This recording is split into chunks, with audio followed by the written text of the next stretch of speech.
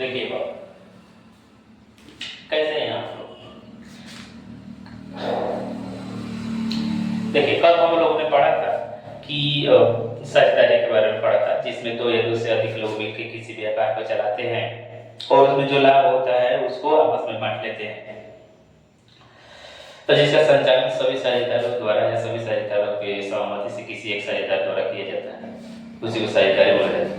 उसकी हम विशेषता के बारे में पढ़े थे कि दो या दो से अधिक व्यक्तियों को होना, मतलब दो या दो से अधिक लोग होते हैं, और लाभ को आपस में बांटना, उनका दायित्व असीमित होना, सहायता के अधिनियम 1932 का लागू होना, फर्म का एक निश्चित नाम होना, फर्म का वैध व्यापार होना, ये हम विशेषता पढ़े थे।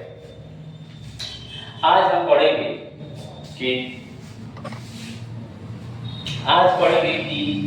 साझेदारी को संचालित करने के लिए साझेदारी संलेख के बारे में पढ़ेंगे। तो साझेदारी संलेख का मतलब होता है कि संलेख समझिएगा, जैसे हमारा देश है उसको चलाने के लिए संविधान की जरूरत होती है, उसमें भी देश को चलाने के लिए नियम एवं सब तो समझ सब चीजों का विवरण उसमें होता है। उसी प्रकार साझेदारी संलेख का मतलब होता है कि साझेदारी को चलाने के लिए कुछ नियम एवं शर्तें होती हैं और उन्हीं नियम एवं शर्तों को लिखित विवरण तैयार करना साझेदारी संलेख कहलाता है, जिसके आधार पर व्यापार का संचालन होता है। ठीक, तो ध्यान दीजिएगा कि साझेदारी संलेख के बारे में हम पढ़ेंगे। साझेदारी संलेख देखिएगा,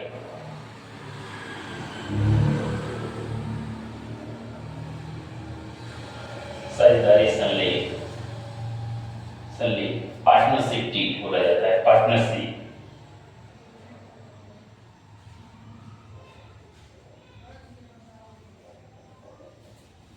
साझेदारी संलेख देखिएगा,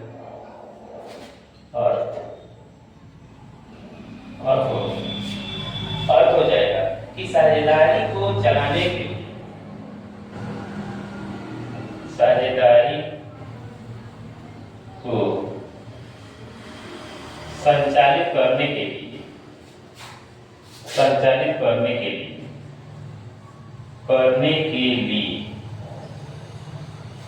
कुछ नियम एवं शर्तें होती हैं, कुछ नियम एवं शर्तें होती हैं। उन्हीं नियम एवं शर्तों का, उन्हीं नियम एवं शर्तों का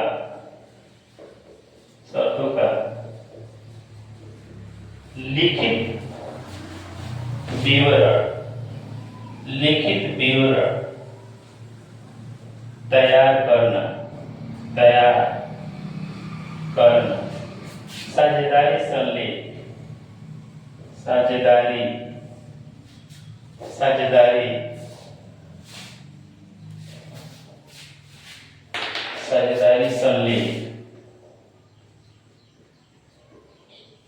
संलेख कहलाता है, जिसके आधार पर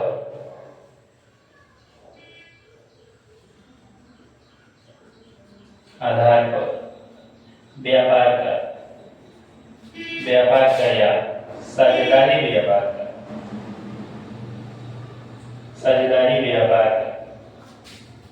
संचालन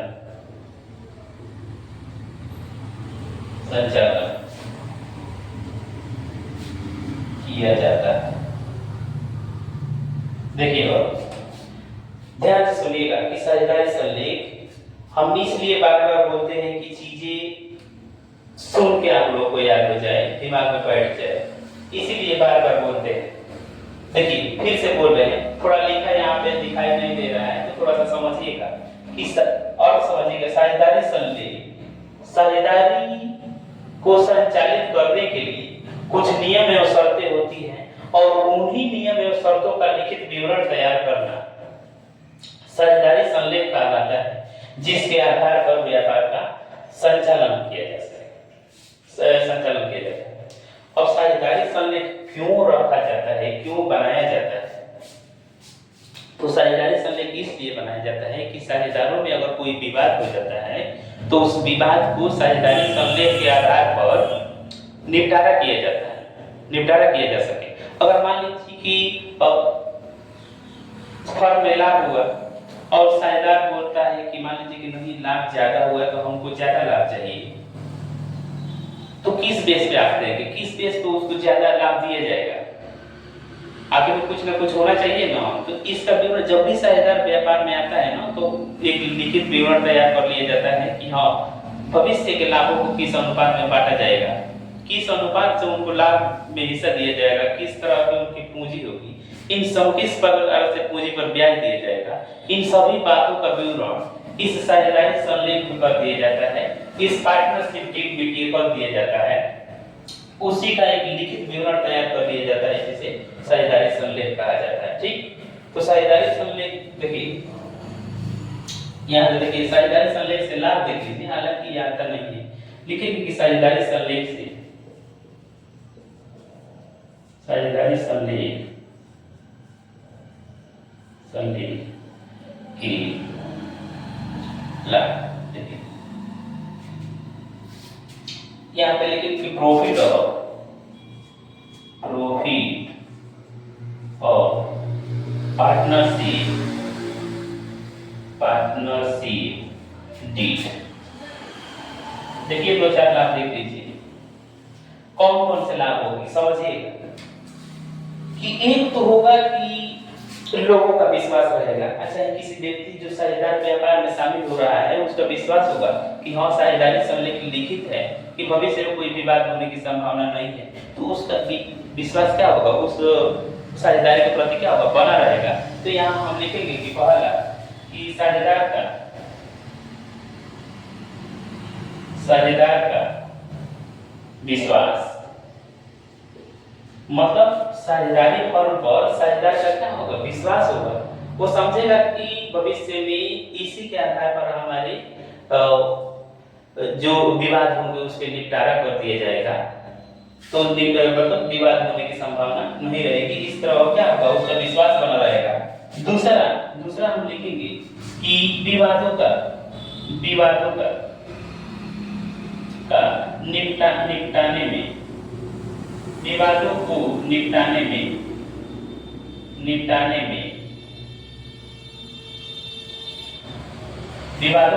में सहायक। तीसरा हो जाएगा कि न्यायालय में माने। देखिए न्यायालय में माने का मतलब होता है कि जो भी आपके बीच में विवाद हुआ न्यायालय किस आधार पर फैसला सुनाएगी, वो आपको इसी आधार पर साझेदारी संलेख के आधार पर फैसला सुनाएगी कि आखिर में जो विवाद उत्पन्न हुए हैं वह किस कारण से हुए हैं। तो वो देखेगी आपका साझेदारी संलेख कि उसमें प्रावधान क्या क्या दिया गया है, उसी के आधार पर फैसला सुनाया जाएगा।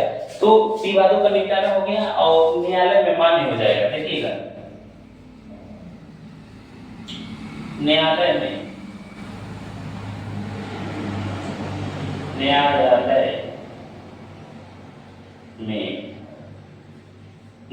मान्य हो जाएगा। ठीक, देखिए पहला होगा कि साझेदार का विश्वास हो जाएगा, विवादों का निपटाने में सहायक रहेगा। तीसरा न्यायालय में मान्य हो जाएगा।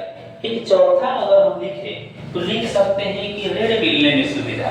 और ऋण मिलने में सुविधा कैसे होगी, तो बैंक जब ऋण देगी ना तो ये पार्टनरशिप डीड को देखेगी, साझेदारी संलेख को देखेगी कि आखिर में जो साझेदारी फर्म है वह किस अनुपात से ब्याज दे रहा है, मतलब किस दर से ब्याज दे रहा है। मतलब अगर हम ऋण दे रहे हैं तो किस अनुपात से जाए, किस दर से हमको ऋण का भुगतान करें। ठीक, और कब करें। ठीक, हानि की दशा में किस तरह ऋण की कितनी दर से ऋण का भुगतान करेगी, और जब प्रॉफिट में रहेगी तो किस तरह ऋण का हमको भुगतान करेगी। ये सारी चीजों का विवरण उसमें दिया गया रहता है साझेदारी संलेख में। बैंक उसको देखता है, अगर उसको अच्छा लगता है तो वो ऋण क्या करेगा, दे देगा। तो यहाँ पे हम क्या लिखेंगे कि ऋण मिलने में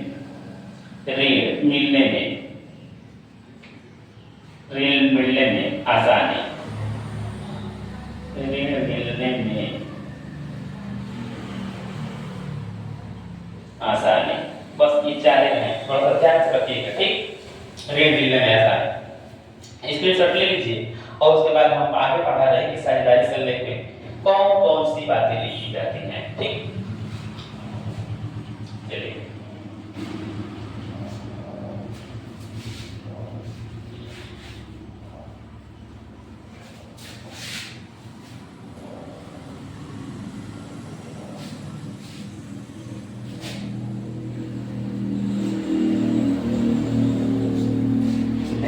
ध्यान दीजिएगा। देखिए लिखे कि साझेदारी संलेख में, साझेदारी संलेख में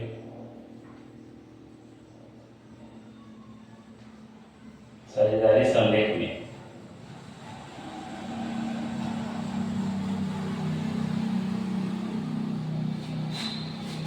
लिखी जाने वाली बातें, बहुत ध्यान से सुनिएगा कि साझेदारी संलेख में कौन कौन सी बातें लिखी जाती हैं। और ये इंपॉर्टेंट है, हर बार पूछता है, चाहे ईयरली एग्जाम हो चाहे हाफ ईयरली एग्जाम हो, मतलब यहाँ से क्वेश्चन आता ही आता है। ठीक, और ये रीड होता है, यहाँ से क्वेश्चन बनते हैं, यहीं से सवाल बनते हैं। ठीक, समझिएगा बढ़िया से। अब यहाँ देखिए साझेदारी संलेख में कौन कौन सी बातें लिखी जाती हैं। हम बताए थे कि साझेदारी संलेख में फर्म से संबंधित जो भी चीजें होती है उन सब का विवरण किसमें लिखा जाता है, साझेदारी संलेख में लिखा जाता है। तो यही हमको पढ़ना है कि साझेदारी संलेख में कौन कौन सी बातें लिखी जाती है। तो देखिएगा कि फर्म का नाम लिखा जाएगा और फर्म के नाम एवं फर्म का पता लिखा जाएगा, फिर साझेदारों के नाम एवं साझेदारों के पते लिखे जाएंगे। देखिएगा, लेकिन पहला फर्म का नाम एवं पता। बाबू देखिएगा, थोड़ा सा अगर दिखाई न दे तो थोड़ा सा आवाज सुन के नोट्स बना लीजिएगा, समझते हुए चलना है। फर्म का नाम एवं पता, फिर साझेदारों के नाम एवं पता, साझेदारों की पूंजी, साझेदारों की पूंजी एवं उस पर ब्याज, उस पर ब्याज। ठीक, तीसरा आहरण एवं आहरण पर ब्याज। यह समझिएगा कि आहरण का क्या होता है। तो आहरण का मतलब होता है कि जो कोई साझेदार व्यापार से पैसा निकालता है, चाहे निजी प्रयोग के लिए माल निकालता है, तो उसी को बोला जाता है आहरण। इंग्लिश में ड्रॉइंग के नाम से जाना जाता है। ठीक, आहरण एवं आहरण पर ब्याज।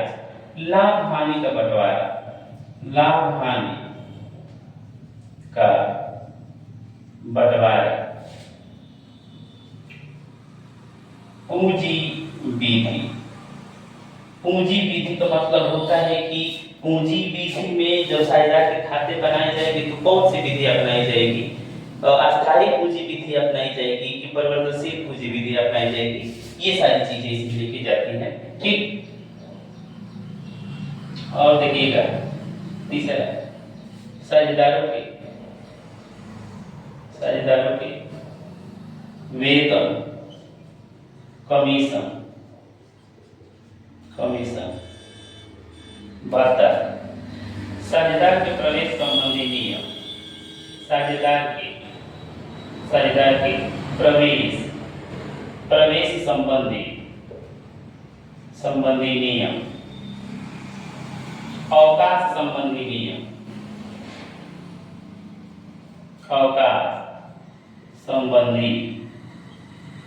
नियम,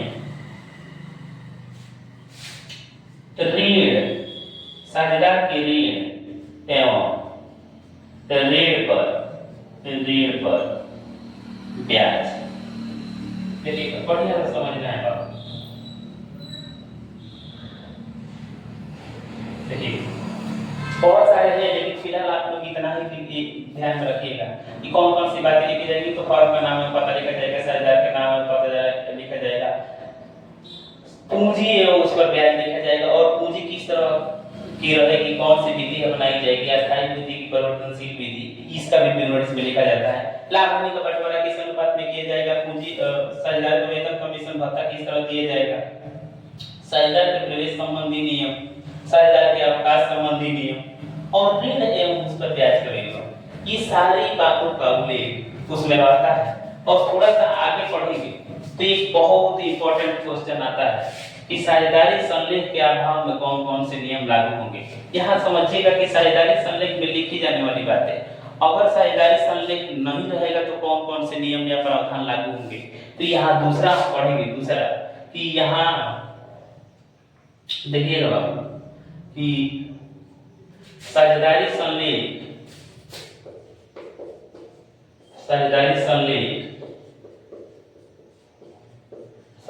के अभाव में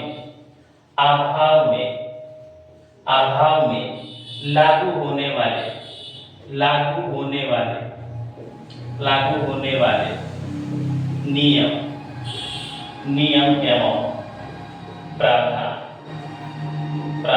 समझिएगा क्वेश्चन ये क्या बोल क्या रहा है, समझिएगा कि अगर साझेदारी संलेख नहीं है, पार्टनरशिप डीड ऑब्सेंट है, पार्टनरशिप डीड नहीं है, तो कौन कौन से नियम लागू होंगे। तो ध्यान रखिएगा कि जब साझेदारी संलेख नहीं रहेगा तो साझेदारी में जो लाभ हानि होगा वो बराबर अनुपात में बांटा जाएगा। देखिएगा लाभ हानि का बंटवारा समान अनुपात में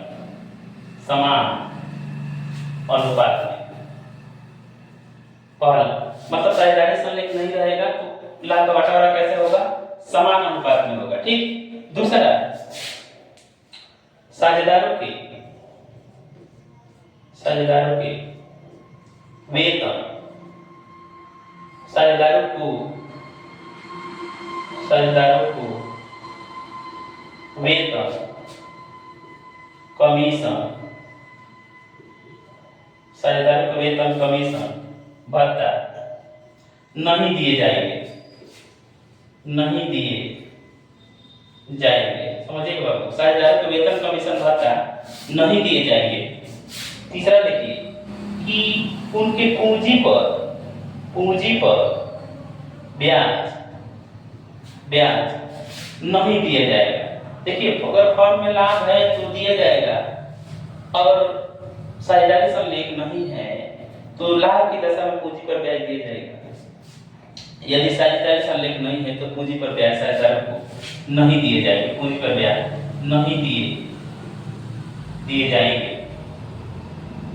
आगे देखिएगा चौथा हो जाएगा कि साझेदारों के आहरण, मतलब जो साझेदार आहरण किया है उस पर ब्याज नहीं दिया जाएगा। तो साझेदारों के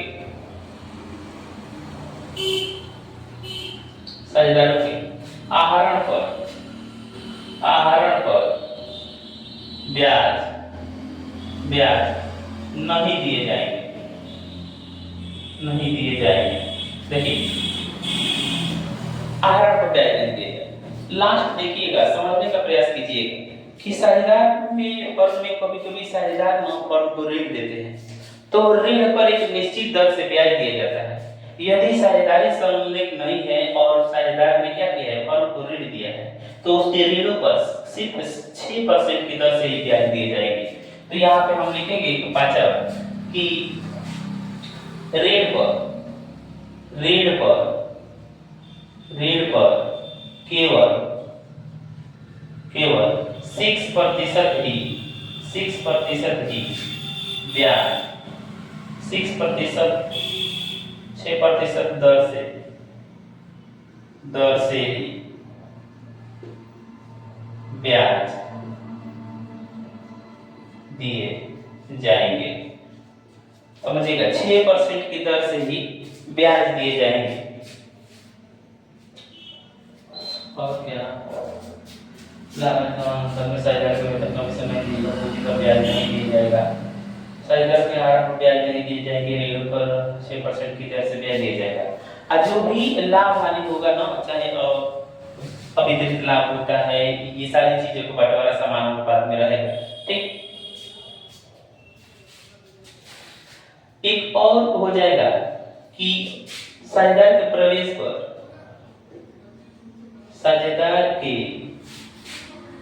प्रवेश पर सबकी प्रवेश पर सभी साझेदारों की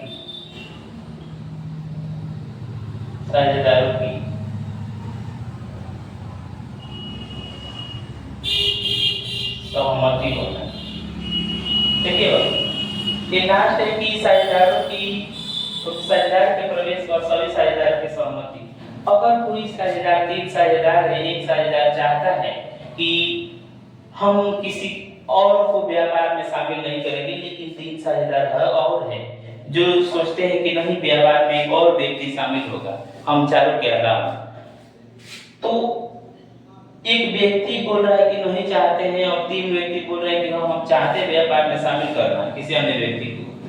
तो जब तक सभी सहमत नहीं होंगे तब तक उसको प्रवेश नहीं दिया जाएगा, समझिएगा। ठीक, ये हो गया साझेदारी संलेख में लिखी जाने वाली बात है। स्क्रीनशॉट ले लीजिए और उसके बाद एक और बता दें उन साझेदार के कौन कौन से अधिकार होते हैं।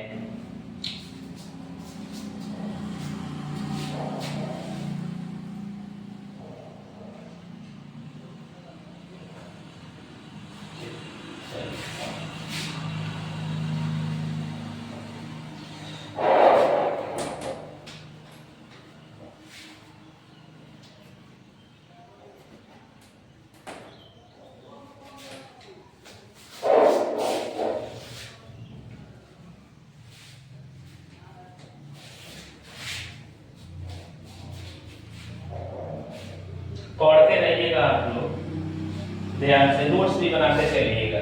ठीक, देखिए कुछ साझेदार का अधिकार होते हैं, तो अधिकार को भी जानना हमको जरूरी होता है। देखिए यहाँ साझेदार के कुछ अधिकार होते हैं, मतलब कोई साझेदार व्यापार में शामिल किया जाता है तो उसको अधिकार दिए जाते हैं, तो उसी अधिकार के बारे में हम लोग को पढ़ना है। या हम लिखेंगे कि साझेदार के अधिकार, राइट्स ऑफ पार्टी।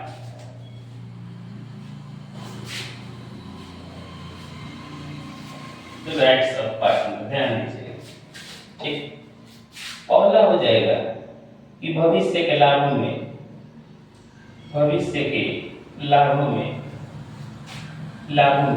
देखिए हिस्सा पाने का अधिकार,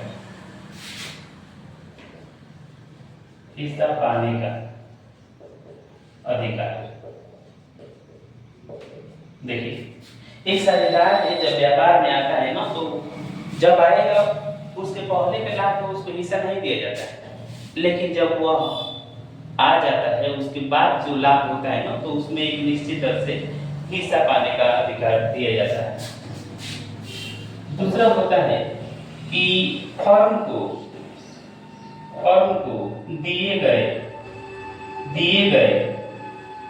ऋणों पर एक निश्चित दर से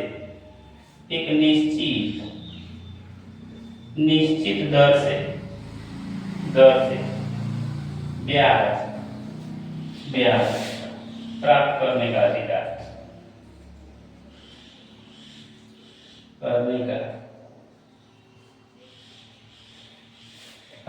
एक निश्चित दर से ब्याज प्राप्त करने का अधिकार। तीसरा देखिएगा कि फर्म को जो कभी साझेदार फर्म को ऋण देता है तो उस पर एक निश्चित दर से उसको ब्याज दिया जाता है। अगला हो जाएगा कि फर्म के लेखा पुस्तकों को जांचने का अधिकार, फर्म के लेखा पुस्तकों को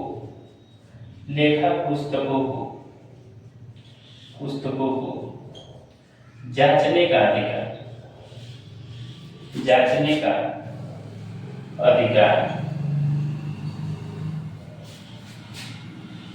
चौथा हो जाएगा कि लेखा पुस्तकों की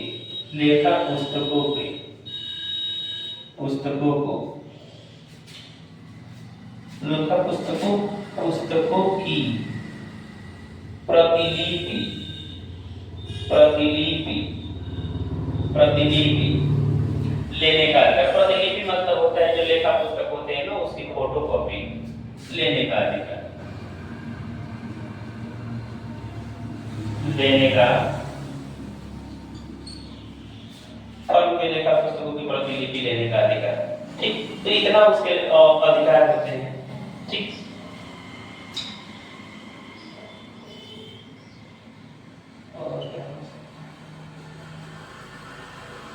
बेटा जितना देखिए भाई गौरव बता देंगे। ठीक, चलिए किताब नहीं है, ध्यान से रखिएगा। ठीक, थैंक यू। हंसते रहिए, मुस्कुराते रहिए और चैनल को सब्सक्राइब कीजिए, ज़्यादा से ज़्यादा थोड़ा सा और शेयर कीजिए। ठीक, थैंक यू, धन्यवाद, बहुत बहुत बधाई। पढ़ते रहिए, मुस्कुराते